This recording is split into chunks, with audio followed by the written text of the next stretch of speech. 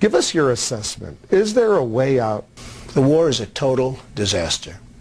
It's a catastrophe, nothing less. It is such a shame that this took place. In fact, I gained a lot of respect for our current president's father by the fact that he had the sense not to go into Iraq. He won the war and then said, let's not go the rest of the way, and he turned out to be right.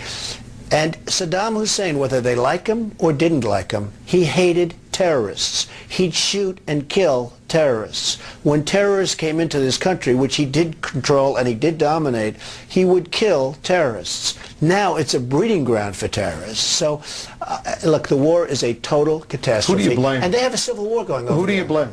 Well, there's only one person you can blame, and that's our current president. I mean, obviously, Rumsfeld was a disaster, and other people that are giving him advice have been a disaster. And Condoleezza Rice, who's a lovely woman, but she never makes a deal. She doesn't make deals. She waves. She gets off the plane. She waves. She sits down with some dictator, 45-degree angle. They do the camera shot. She waves again. She gets back on the plane. She waves. No deal ever happens. So, I mean, You got to close the deal at some point. You got to make deals. The world is dying to make deals, and we don't have the right people doing it. The Vice President, Dick Cheney. Well, he's obviously a very hawkish guy on the war. He said the war was going fantastically just a few months ago, and, you know, it's just very sad. I don't know if they're bad people. I don't know what's going on. I just know that they got us into a mess, the likes of which this country has probably never seen. It's one of the great catastrophes of all time, and perhaps even worse, the rest of the world hates us. You go throughout Europe. I travel. I do deals all over the world. The Europeans hate us.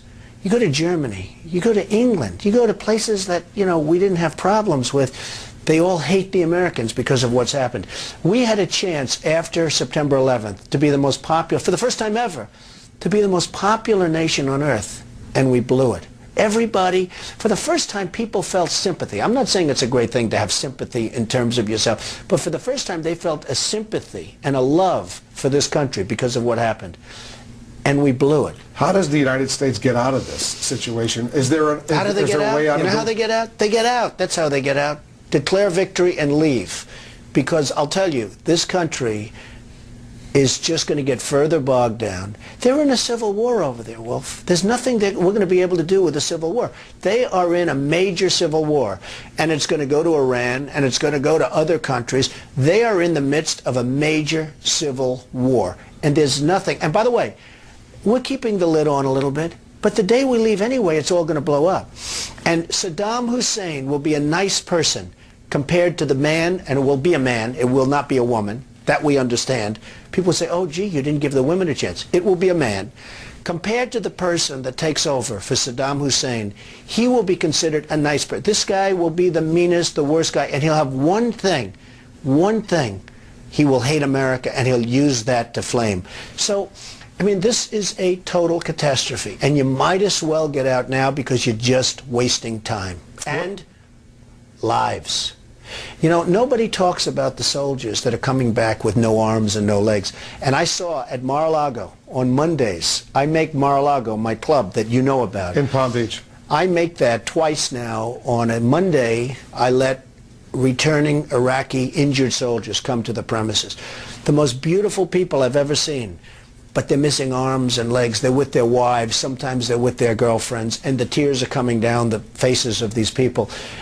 I mean, the thousands and maybe hundreds of thousands, and the Iraqis that have been just maimed and killed. This war is a horrible thing. Now, President Bush says he's religious, and yet 400,000 people, the way I count it, have died, and probably millions have been badly maimed and injured. What's going on?